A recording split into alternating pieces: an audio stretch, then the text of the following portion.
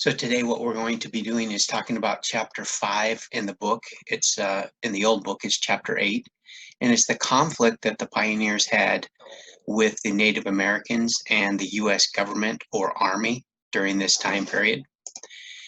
One of the things that happens is when the pioneers arrive, they have a problem with the Native Americans. A lot of people think that the Native Americans are all the same, but some of the Native Americans were part of different groups or bands, and so they didn't always like the pioneers being there, where others would trade and help the pioneers. The Paiutes and the Goshutes were pretty nice to the pioneers, and so they got confused because sometimes the Indians treated them different, and they didn't know who they could trust or who would be nice to them. The other thing is that Indians certainly didn't understand the ways of the Mormons, such as their rules and discipline, and they didn't understand why the pioneers wanted them to farm rather than living off the land. If you remember from our study from chapter 3, the Native Americans, most of them were hunter-gatherers, and so they lived off the land. They moved around. They didn't stay in one place for a long time because they weren't farmers. The Navajo were, but the others were not. So here's an example. When the pioneers arrive, they start to change the food supply. And so the Indians start to be hungry.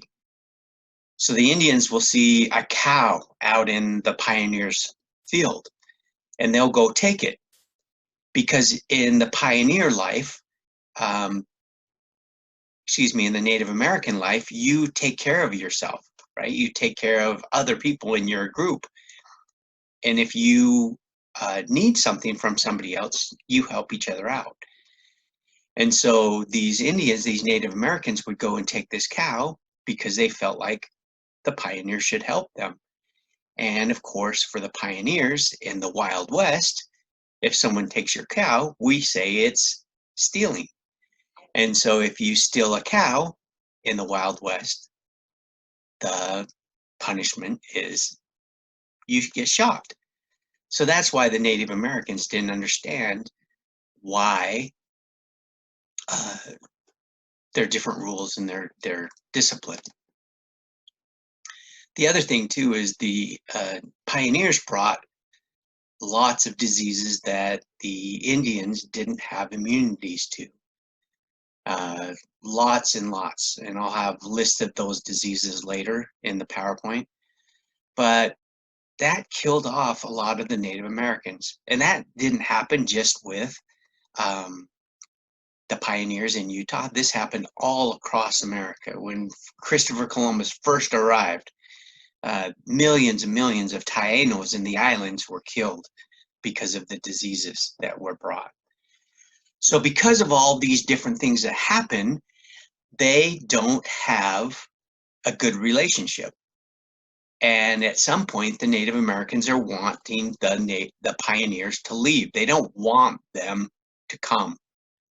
And so there's going to be lots and lots of Indian wars because there's going to be conflict about this. Now, the other conflict that we have is with the U.S. government. There was a judge that was sent out here to Utah in 1850 when Utah became a territory. His name was Judge Drummond, and he was not a very nice guy. And pretty much the Mormons did not like him. They did not respect him. And so Judge Drummond ended up going back to Washington, D.C. and gave some very unfavorable reports about Brigham Young and the Mormons in the Utah Territory. Now, this really freaked out the President of the United States at the time. His name was James Buchanan. James Buchanan decided he was going to send an army out to find out what's going on with the Mormons. Now, Brigham Young, when he finds out that the army is coming out here, he can't believe it. He's just like, I just need these guys to leave us alone. So he starts to prepare his own people for war. So anyways, United States Army's coming out, Brigham Young's preparing for war, and this is actually called the Utah War. This is in 1857, so about 10 years after the Mormons arrive in 1847. This army is going to come out with the idea that they're going to destroy the Mormons. This colonel, Thomas Kane, decides he wants to come into Salt Lake City and talk to Brigham Young and see if they're really in rebellion, like Judge Drummond said. So he comes in, mediates between the Mormons and the U.S. Army, finds out that they are not in rebellion. So the army comes through. They march through Salt Lake City, go down south by Utah Lake. They've set up a camp down there called Camp Floyd. The other thing that they didn't tell is that President James Buchanan sends in a new guy to become the territorial governor to replace Brigham Young as the governor, which also makes them very upset. Anyways, the Utah War kind of goes and passes. By 1860, 3 years after this starts, the Civil War begins, and so Abraham Lincoln, who is the new president in 1860, calls for all soldiers to return to Washington, D.C. because they need to fight in the war. So most of the army leaves Utah without ever having really done anything.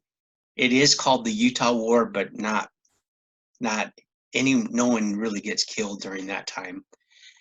There isn't a separate thing called the Mountain Meadows Massacre. You can read about that in the book, but that's completely separate from the Utah War. The days of Mormon isolation in territorial Utah are over. Many new people moved to the area to settle. Till a lot of people, the Mormons are always going to be seen as rebellious and different.